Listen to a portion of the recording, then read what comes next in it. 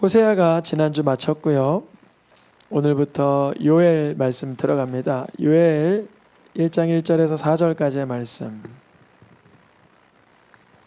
호세아 이어지는 말씀이죠.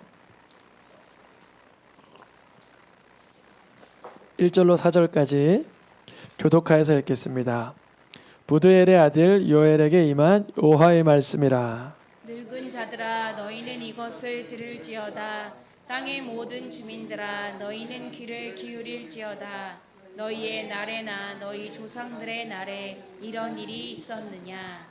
너희는 이 일을 너희 자녀에게 말하고 너희 자녀는 자기 자녀에게 말하고 그 자녀는 후세에 말할 것이라. 팥중이가 남긴 것을 메뚜기가 먹고 메뚜기가 남긴 것을 느치가 먹고 느치가 남긴 것을 황충이 먹었도다. 아멘. 오늘부터 예언서 강의 이스라엘의 선지자 요엘. 원래 북이스라엘의 선지자라고 호칭을 했었는데 북자를 뺐어요. 이유는 뭐냐면 이 요엘 선지자가 활약한 그 지역이나 시대가 불명확해요. 그래서 북이스라엘이라고 하면 남유다가 빠지고 또 북이스라엘이라고 하면 기원전 722년 이전이어야 되는데 요엘 선지자 활약한 때를 기원전 500년으로 보는 사람들도 허다해요. 그럼 200년 정도 차이가 나는 거잖아요. 이게 무슨 말인지 지금 모르실 수도, 지금 이게 무슨 말이야 이럴 수도 있는데 어쨌든 북자를 쓰면 잘못하면 200년 이상의 차이가 나요. 그래서 뺐다고요. 북이스라엘이라고 하면 북이스라엘은 기원전 700년에 망했으니까 망한 나라의 이름의 선지자면 그 사람은 2700년 전 사람이 되어야 되는데 많은 학자들은 요엘이 아마 남유다 포로기 이후의 선지자일 거다 하는 분들도 있더라고요. 근래에 여러 번 가지고 있는 성경 거기에는 기록 연대가 기원전 800년으로 써 있는 것도 있을 거예요. 830년. 그러면 이거는 거의 한 300년 이상이 차이 나는 거죠. 그래서 우선은 북자를 뺐고요. 우리 요새 6월 달에 설교 시리즈의 주제가 뭐죠? 갚으시는 하나님. 혹시 여러분 이미지가 무슨 이미지인지 알아요? 여기 그림 보세요. 이게 무슨 그림이에요? 판사가 재판할 때 쓰는 거. 이걸 뭐라 그러죠? 이거를 이거 재판봉. 그런데 그 요엘 선지자가 핵심적으로 1, 2, 3장에서 다루는 게 여호와의 날이라는 것이 3, 4번 반복되는데 그 반복되는 의미가 심판에 관한 거예요. 심판에 관한 거.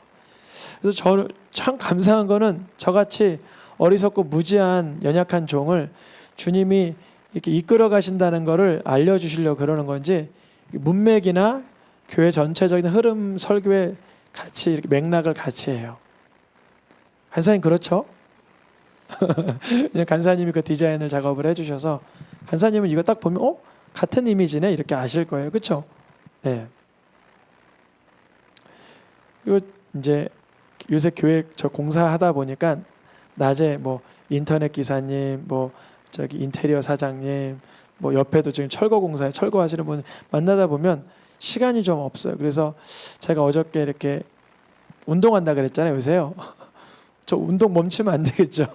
운동을 하니까 오히려 기력이 생기는 것 같아요. 그래서 운동하면서 내일은 무슨 찬양할까 묵상을 했어요. 근데 갑자기 좀 이런 찬양을 주더라고요.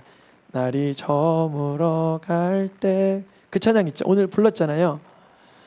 근데 이제 콘티 짜는 게 보통 한 1시간에서 2시간 정도 걸려요. 콘티 짜는 게. 오늘 제가 이제 보통 주제에 따라서 콘티를 짜놔요. 주제에 따라 심판, 은혜, 회복, 뭐 치유, 그리고 긍휼 뭐 이렇게 주제에 관해서 이렇게 찬양 콘티를 짜놔요. 그래서 제가 찾아서 2년 전에 했던 찬양 콘티 중에 심판에 관한 그 찬양 콘티가 있어서 딱 열었는데 거기 무슨 찬양이 있을까요? 날이 저물어 갈 때 그 찬양이 있는 거예요. 그것도 단번에. 콘티 짜시는 우리 찬양 인도자님들은 아실 텐데 그게 골머리를 좀 알아요. 오늘 같은 공사도 있고 뭐도 있고 하면 어저께 떠올렸던 그 찬양이 이 콘티에 들어가 있을까 예측이 안 되는 거예요. 하나님이 그것도 어우러지게 맞게 해주시고, 또 여호와의 날이란 주제를 이렇게 그 갚으시는 하나님이라는 교회 전체 주제와 흐름과 맞게 이 시기쯤 요걸 읽게 해주시는 게 참 감사해요. 사실은 요엘 지나가고 싶었어요. 3장밖에 안 되는 건데 조금 난해해요. 이 요엘이 누군지를 잘 몰라요. 저도 모르고 학자들도 모르고 어느 시대 사람인지도 모르고 어느 배경인지도 전혀 내용이 없어요. 그래서 여러분 쓰여 있는 거는 그냥 그럴 것이다 써놓은 거지 그게 맞는 건 아니에요. 요 근래에 열심히 사역하는 많은 귀한 목사님들 설교를 요엘 강의한 걸 한 3-4개를 다 들어봤는데요. 스케치하면서 다 달라요. 다른다는 건 한 분은 500년으로 보고 한 분은 700년으로 보고 한 분은 800년으로 봐요. 그래서 내용이 다 달라서 그 배경이 결론은 뭐냐? 배경은 중요한 게 아니다. 이 요엘 선지자의 내용은 배경보다는 그 이제 여호와의 날을 어떻게 풀어가냐, 그러니까 하나님의 심판이 과연 우리에게 어떤 의미가 있냐 이거예요. 우리가 여호와 하나님이 갚으시는 하나님 우리가 들으면서 하나님이 보복하시는데 하나님께로 피해야 된다. 하나님이 갚으시는데 하나님의 갚으심 때문에 우리가 두려워하자 했던 게 아니라 하나님께 도리어 나아가고 예수 그리스도의 피값에 우리의 모든 죄악의 허물과 값이 치름받음을 믿어야 된다는 내용으로 귀결됐잖아요. 요즘 계속 요엘 선지서도 그렇게 마무리가 돼요. 여호와의 날은 무섭고 두려울 텐데 그러니까 어떻게 하면 좋으냐? 회개해야 되지 않겠어?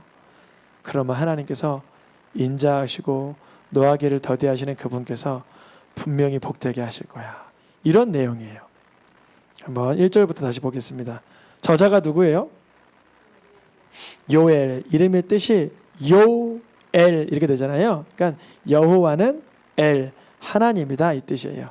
여호와는 하나님이다 라고 이름의 뜻이 있는 요엘 선지자가 말씀을 이제 전하는데, 요엘 선지서의 특징은 보이세요? 언제 쓰여졌는지 명확하지 않다. 그러니까 이 해석자는 아마도 에스라 느헤미야 시대. 그럼 이때가 언제일까요? 포로로 갔다가 다시 돌아온 시대. 그러니까 BC 500년 정도. BC 500년 초반에 지금으로부터 2500년 전에 쓰여졌다. 이렇게 보는 분이에요. 요 디자인을 하신 분은. 그런데 이 요엘 선지자의 특징은 이 사람은 마치 이사야 선지자, 에스겔 선지자, 말라기 선지자의 글을 읽고 있는 것만 같아요. 그 내용의 흐름이나 분위기가. 그래서 이런 선지서가 다 출간된 다음에 나중에 쓰여지지 않을까 해서 BC 500년으로 예측을 하는 거예요. BC 800년으로 예측하는 사람은 북이스라엘의 선지자 그 엘리사 있죠. 엘리사 시대랑 비슷한 시대로 보는 사람도 있어요. 요엘을. 근데 그런 언제 쓰여졌느냐, 어떤 배경이었냐 그런 내용보다는 여호와의 날, 즉 심판의 날 어떤 자세를 가져야 되나 이런 데 전 초점을 맞춰서 한 3-4주간 걸쳐서 진행하려고 합니다. 오늘 2절 말씀 읽어보겠습니다. 들을지어다 귀를 기울일지어다 이런 일이 있었느냐. 뭘 들으라는 거냐면 하나님의 말씀을 듣고 귀 기울여 봐라 이 뜻이죠. 하나님의 역사하심을 주의 깊게 바라보라 이 뜻이에요. 우리는 사실 하나님의 말씀을 듣고 귀를 기울이고 하나님의 역사하심을 주의 깊게 바라보기에는 인생이 너무 바쁘죠. 우리의 삶이 너무 바빠서 말씀을 귀 기울여 듣고 귀를 기울이고 주의 깊게 나아가기에는 인생이 너무 벅차고 힘겨울 때가 많아요. 근데 그런 이스라엘 백성들에게 요엘 선지자도 늙은 자들부터 하여 모든 주민들아 하나님의 말씀에 귀를 열어야 되지 않냐 이렇게 요청하는 거예요. 귀를 열어 듣는 자가 전수할 수 있다 이거죠. 하나님 말씀 들으면 전할 수가 있죠. 누구에게 전하라 그러냐면 3절에 보니까 누구에게 전하라 그래요? 자녀에게 말하고 너 자녀는 또 그 자기 자녀에게 말하고 그 자녀는 또 후세에게 말하라. 그 이스라엘 백성들은 자녀에게 말하고 자녀에게 말하고 후세에게 말하는 게 잘 훈련됐어요. 이스라엘의 역사 가운데 어려운 일들이 여러 번 있었죠. 로마로부터 강하게 핍박받았다든지 뭐 독일 히틀러로부터 강하게 핍박받았 이런 사건들이 있었는데 그때마다 유태인들은 이런 시련과 아픔과 수치를 감추지 않고 이런 유적지로 만들어서 왼쪽은 어디죠? 저게 마사다. 저도 이스라엘을 그때 한 5년 전인가 갔을 때 거기서 마사다에서 성인식을 하더라고요. 몇 살? 12살? 14살? 그 정도 나이에 성인식을 하는데 이 복장을 입고 여기에서 마사다에서 성인식을 해요. 왜 그럴까요? 우리 민족이 힘이 없어서 이토록 죽임과 수치를 당했다. 기억해라. 그걸 전하더라고요. 오른쪽의 그림은 어디냐면 폴란드에 있는 그 수용 아우슈비츠 그 수용소예요. 그래서 여기를 기념관으로 만들어 그래서 폴란드하고 뭐 유대인들이 관계가 좋은 걸로 알고 있어요. 그래서 이런 거를 이렇게 만들어 놓는 거죠. 기억해. 수치고 부끄러움이고 아픔이고 슬픔이지만 말할 수 있도록 전수하는 거예요. 이런 훈련과 습관은 어디서부터 시작됐냐면 사실은 뭐를 필사하는 것 같아요 지금? 맞아요. 성경, 구약 성경을 지금 필사하고 있는 거예요. 저거 보셨죠? 이스라엘 마사다 가서 누구 같이 보셨죠?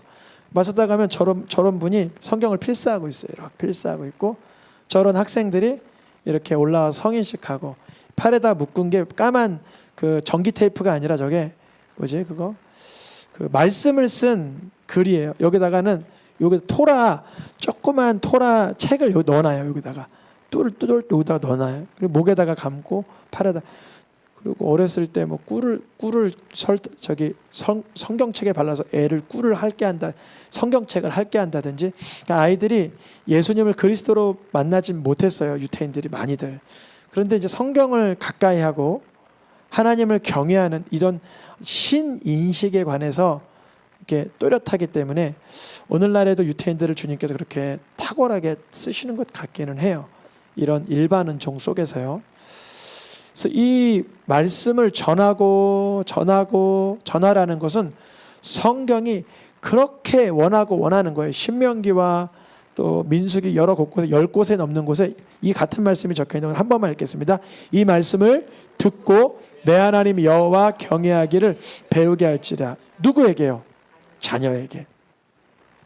이 말씀 신명기 31장이면 창세기, 출애굽기, 레위기, 민수기. 우리가 요새 수요 통독 때 민수기 하잖아요. 신명기가 이제 모세오경의 끝인데 모세가 죽기 전에 끄트머리 한 말이에요. 결국 모세가 원했던 건 뭐냐면 말씀을 세대 전수해야 된다는 거예요. 근데 말씀을 세대 전수하면 전수받은 그 사람의 유익이 아니라 나의 유익이에요. 내가 듣지 않으면 전할 수가 없는 거예요. 내가 살아내지 않으면 다음 세대에 전혀 감각이 안 생기는 거예요. 그래서 성경이 참 아름다운 건 전할 때 전하는 자가 먼저 하나님 앞에 축복을 받아요. 이 말씀을 그렇게 전수하라고 했는데 사사시대에 들어가자마자 그거를 잊어버리죠. 그래서 다른 세대, 다음 세대는 next generation이라 그러잖아요. 그러니까 다르다는 영어로 different라 그러나요? 다른 세대가 된 거예요. 다른 세대. 다음 세대가 돼야 되는 우리의 믿음의 다음 세대가 되면 좋겠습니다. 근데 다른 세대가 돼버린 거예요. 왜냐하면 말씀이 없기 때문에 이 사람은 이 사람의 주체대로 살고 다음 세대는 다른 세대가 되어서 그 사람의 개성이나 그 사람의 어떤 뭐랄까 멋대로 사는 거죠. 그 사람의 멋대로, 그 사람의 뜻대로. 근데 말씀을 전수하게 했어야 하는 거죠. 이스라엘의 요엘 선지자가 무엇을 요구하는 거냐면 자녀에게 말하기 위해서는 너에게 하나님의 말씀이 듣고 들려야 되는 것이다. 근데 이런 일이 끊어지면 어떤 일이 생기는가? 오늘 4절 말씀 먹고 먹히게 되는 일이 생긴다. 여러분 메뚜기 하면 뭐 생각나세요? 모세의 출애굽기 생각나잖아요. 근데 이거 그 내용을 갖다 쓴 거 맞아요. 왜냐면 피게, 이파, 악독, 우매. 메뚜기 재앙이 몇 번째예요? 8번째 재앙이에요. 그러니까 좀 끄트머리니까 좀 강력한 재앙 중에 하나예요. 모세 아론이 출애굽시켜서 하고자 했던 일이 뭐였죠? 예, 맞아. 예배 드리려고 했던 거예요. 예배 드리려고. 그런데 물어봐요. 모세 아론이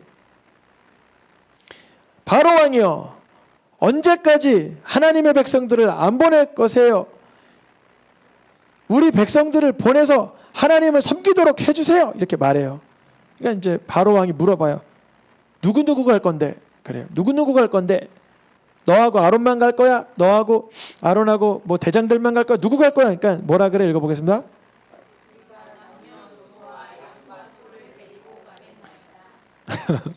이 이제 바로 왕이 기대했던 거는 늙은이들만 가려는 거예요. 늙은이들만. 힘 못 쓰는 늙은이들만. 그래 니네 가서 저기 예배 드리고 젊은 애들은 두고 가. 젊은 애들은 얘네들 지금 어린아이들 젊은 애들은 더 우리나라의 종으로 좀 쓸 거야. 우리 민족의 종으로 쓸 거야. 그랬어요. 그래서 뭐라 그래? 읽어보겠습니다. 장정만 예배 드려. 장정만 예배 드려. 다음 세대 전수하려고 하지 마. 다음 세대가 왜 예배 드리려고 그래? 너만 예배 드려. 이렇게 됐어요. 바로 왕이 그랬던 거예요. 그래서 모세와 바로가 여기에 굴복하지 않으니까 뭐라 그래요? 그들이 바로 앞에서 쫓겨나게 돼요. 이때 이런 일이 여러 번 있었잖아요. 이거 바로하고 실갱이 한 게 여러 번 있었잖아요. 근데 요 10장 11절 장정만 가서 섬겨라. 신앙 전수하지 말아라. 할 때 생긴 일이 무슨 재앙이라고요? 그때 생긴 재앙이 메뚜기 재앙이라는 거예요. 메뚜기 재앙. 신앙 전수를 끊어지게 하려고 할 때 바로가 못된 짓을 하는 걸로 하죠. 신앙 전수 하지 마. 너만 예배드려. 그랬던 거예요. 그러니까 그때 바로 메뚜기가 온 땅을 덮어서 어두움과 기근과 남아나지 않는 상태가 돼버렸다. 요엘 선지자가 오늘 1장 1절로 4절까지 했던 얘기가 뭐냐면 듣고 들으고 귀 기울이고 주의 깊게 봐라. 그리고 전수해라. 이거였잖아요. 근데 그렇지 않으면 어떤 일이 생기리라? 메뚜기 재앙처럼 먹고 먹히는 일. 그나마 모세 때는 메뚜기만 등장했는데 여기는 뭐가 또 등장해? 팥중이 그리고 느치, 황충이. 근데 메뚜기 종류가 여러 가지긴 해요. 그 여치 아세요? 여치? 그리고 또 메뚜기가 있고 녹색 메뚜기가 있고 또 갈색 메뚜기가 있잖아요. 갈색 메뚜기가 있고 또 하여간 여러 가지가 있어요. 좀 여러 가지 것들이 잔뜩 덮친다는 거예요. 이 이스라엘 민족에게. 그러면 이 메뚜기와 느치와 황충은 뭘 뜻하나? 이런 거예요. 한 번은 아수르가 와서 먹고 그 다음에는 바벨론이 와서 이제 이스라엘 민족을 뒤집어 엎고 그 다음 이제 페르시아 제국이 와서 또 먹고 그 다음 헬라 제국이죠.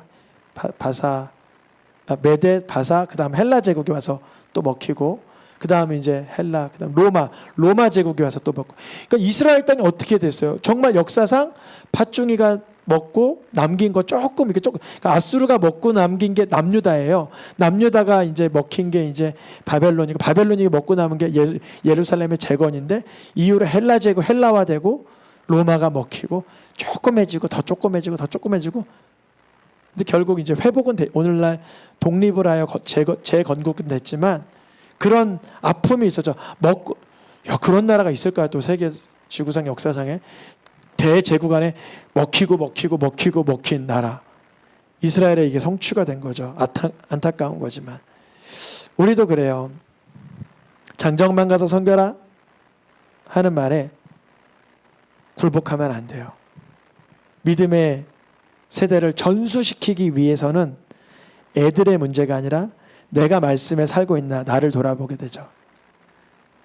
1장 5절이 이제 이렇게 이어집니다. 이제 울을 일밖에 없다. 울을 일밖에 없어. 끊어질 것밖에 없어. 그래요. 취하는 자들은 그야말로 누구냐면 세상에 취한 자들이에요. 세상에 취했다는 게 뭘까요? 세상에 취했다는 건 세상이 전부인 거예요. 세상이 전부. 하나님의 나라 관점은 이제 하나님의 관점은 벗어버리고 세상의 관점. 흥청망청 포도주를 마시던 자들아 이제 울고 울어야 될 때가 왔다 그러는 거예요. 더 이상 쾌락과 방탕을 즐길 수 없다 그래요. 근데 이것이 성경적으로 보면 복입니다. 복이에요. 왜 복일까요? 취한 자, 포도주를 마시는 자, 세상 쾌락에 취한 자들이 차라리 마실 거라도 없으면 내가 왜 살지 이게 되는 거예요. 어느 아는 어떤 사람이 형무소에 가게 됐는데 어떤 좀 향정신성 그런 거 있잖아요. 그런 문제로 갔어요. 근데 그게 이제 기간이 길어지면서 어느 분이 하시는 말이 이거예요. 길어져도 오히려 유익할 수 있다는 거예요. 왜냐하면 이게 한 1, 2년 정도 그 약을 하면 끊어가는데 한 10년이 걸린대요. 그러니까 이제 이 안에 그걸 원하는 게 너무 세서 차라리 그거를 대할 수 없는 갇힌 공간, 제한된 공간에 가는 게 그 사람에게 빠른 회복을 준다는 거죠. 취하는 자들아, 포도주를 마시는 자들아, 차라리 끊어지는 게 더 복이라는 거죠. 그래요. 하나님께서 우리 사랑하는 사람들은 끊지 못하는 죄는 끊어뜨려 버립니다. 저도 이 젊었을 때 얘기죠. 어렸을 때, 20살 때 얘기죠. 젊은이들 술 즐기잖아요. 그래서 저도 그게 뭐 술 먹는다고 지옥 가 그러면서 마셨단 말이죠. 근데 끊어지게 하셨어요. 누가요? 하나님께서. 그날 지갑을 잊어버렸어요. 근데 지갑의 문제가 아니라 지갑이 아까워서가 아니라 그때 성령께서 이런 마음을 주셨어요. 아, 제정신으로 살 수 없는 거구나, 술은. 그리고 절제가 안 되고 현명하지가 못한 거구나, 지혜롭지 못한 거구나. 이거를 단번에 성령이 깨닫게 하시는 거예요. 너무 귀하죠. 그래서 그날부로 끊어진 거예요. 이 요엘 선지자를 통해서 이 교훈을 받는 자들에게 너희들은 끊어질 세상의 쾌락과 방탕을 더 이상 즐길 수 없게 될 것이다. 마치 메뚜기 떼가 폐허로 만들듯이 이스라엘을 밀고 오는 이들이 있으니 그들은 정말 메뚜기를 모세 시대 때는 메뚜기가 정말 그렇게 했지만 요엘 선지자는 메뚜기를 말하려고 했던 건 아니에요. 상징이에요. 상징. 이 다른 한 민족, 그 민족의 이빨이 뭐 같다고요? 사자의 이빨, 암사자의 어금니 같아요. 그래서 메뚜기라고 했던 거예요. 메뚜기가 뭘로 먹어요? 갉아먹잖아요. 그래서 그 민족이 너희들이 하나님의 말씀에 신앙 전수가 제대로 안 되고 말씀의 계보가 이어지지 아니하면 사자와 암사자와 같이 휩쓸고 들어와 무화과나 멸하려면을 빨갛게 안 했네요. 멸하고 긁고 벗겨버리고 가지가 껍질을 벗겨버리면 안에 하얀 게 나오잖아요. 그런 것처럼 남은 것이 없게 한다는 거죠. 아하. 그래서 유일한 이제 방법은 뭐나 요엘서에서 한 3-4번 등장, 3장밖에 안 되는데 3-4번 등장하면 많이 등장하는 거죠. 읽어보겠습니다. 금식일을 정하고 여호와께 부르짖을지어다. 빠른 응답 중에 하나가 금식인 건 맞아요. 왜냐하면 음식을 끊는다는 건 우리가 한 2-3시간은 괜찮은데 20시간, 30시간 음식을 끊고 뭐 4일, 5일, 10일, 열흘, 일주일 이렇게 끊으면 기력이 쇠해서 죄질 힘도 없고 하나님 앞에 내 모습을 적나라하게 들여다보는 시간을 갖게 됩니다. 금식일을 정하여 부르짖을지어다. 물론 하나님께서 기뻐하는 금식이 따로 있죠. 금식일을 정하여 부르짖는 것만이 이 신앙 전수가 제대로 되지 않은 이 이스라엘 백성들을 향한 이들의 그 해독 요법이었어요. 이들을 어떻게 하면 치유할 수 있을까? 어떻게 하면 회복시킬 수 있을까? 하나님께 부르짖는 것만이 유일한 길이다. 우리가 14절로 벌쩍 뛰어넘어갔어요. 17절에서 14절로. 중간에 읽지 않았냐면 그 중간 내용은 어떤 내용이냐면 끊어졌고 슬퍼하게 되고 떨어지며 기름은 다하고 부끄러워하며 곡할며 소사는 사라지고 즐거움이 말라버렸다. 이렇게 되는 상황이에요. 믿음의 전수가 제대로 안 돼서 그 사이에 예배가 끊어졌다는 얘기가 요엘서 1장 13절에 등장합니다. 제사장들은 슬피 울지어다. 전제와 소제와 하나님의 성전에서 예배하지 못하는 장면이 등장하죠.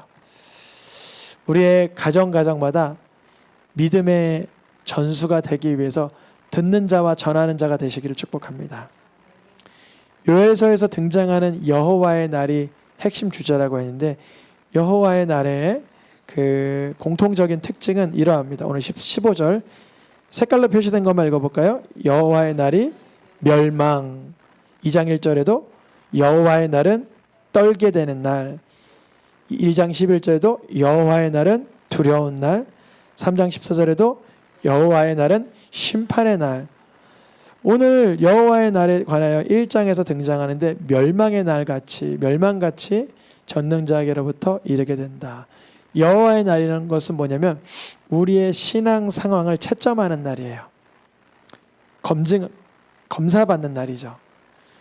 근데 그것을 나중에 될 일이 아주 훗날에 이루란 일이야. 그래서 미뤄두다 보면 믿음의 전수, 믿음에 깨어있으면 불가능하죠. 근데 요엘 선지자가 어느 시대에 적혔는지 어느 환경인지는 알지 못하지만 요엘 선지자는 보고 있었던 거예요. 심판의 날을 보고 있었던 거예요. 근데 그 심판의 날에 관하여 볼 때 이들의 죄의 목록을 낱낱이 말하고 있지는 않아요. 우리가 호세아 선지자에서 봤을 때는 이런 죄 저런 죄가 있었어요. 근데 죄를 말하기보다 심판의 날을 강조하면서 회개를 더 강조합니다. 우리가 어떤 이유로 어떤 상황에서 결국 여호와의 날 우리의 영혼의 때를 맞이할지는 알지 못하지만 그때를 지금부터 준비해야 합니다. 어떻게 준비해야 될까요? 우리가 요새 갚으시는 하나님 말씀 듣고 있잖아요. 요엘 선지서에서 등장한 복음이 이러한 메시지입니다. 읽어보겠습니다. 노란 글씨만 부르짖고 목소리를 내시리니 진동하리로다. 무슨 날을 뜻하는 것 같아요? 여호와의 날, 즉 심판의 날, 인생의 끝날, 영혼의 때, 환경적인 어려움, 어떤 위경의 때를 다 내포하고 있죠. 근데 그날 하나님이 심판하시고 하나님이 소리를 내시고 하나님이 부르짖고 하나님이 진동하시는데 우리의 유일한 피난처와 산성은 누구시라는 거예요? 여호와 하나님이시라는 거예요. 이게 모순되는 것 같고 아이러니한데 그게 맞아요. 우리의 죄의 이유는 사실 하나님이 계시기에 우리의 죄가 되는 거예요. 하나님이 없다면 죄가 왜 있어요? 율법이 없는데 하나님이 없으면 율법이 없고 율법이 없고 심판이 없으면 내 마음대로 살면 되는 거죠. 하나님이 있기 때문에 심판이 있고 율법이 있고 내가 하나님 앞에 낱낱이 드러나게 되는 거죠. 그러면 하나님이 심판하시는데 은혜를 베풀어야 될 분도 하나님이신 거죠. 그래서 우리가 이 여호와의 날에 관하여 요엘 선지자 1장부터 13장까지 말씀을 보면서 하나님께서 회개를 요청하시고 하나님께서 심판하시고자 하실 때 하나님께 피하라 이렇게 공통적으로 적혀 있어요. 하나님께 피하라는 건 뭐냐면 하나님의 은혜를 구하고 하나님의 용서를 구하다가 하나님의 구원자이신 예수님을 만나라는 거죠. 우리가 오늘 요엘 선지서 1장 한 장을 했는데 좀 내용이 좀 벅차고 어려울 수도 있지만 여호와의 날, 심판의 날, 그날은 떨리고 무섭고 두렵지만 하나님께 피함이 될 때, 하나님께 은혜를 구하는 자가 될 때 주님의 구원자이신 예수님을 인격적으로 만나게 하실 줄 믿습니다. 지금 찬양하며 기도하겠습니다.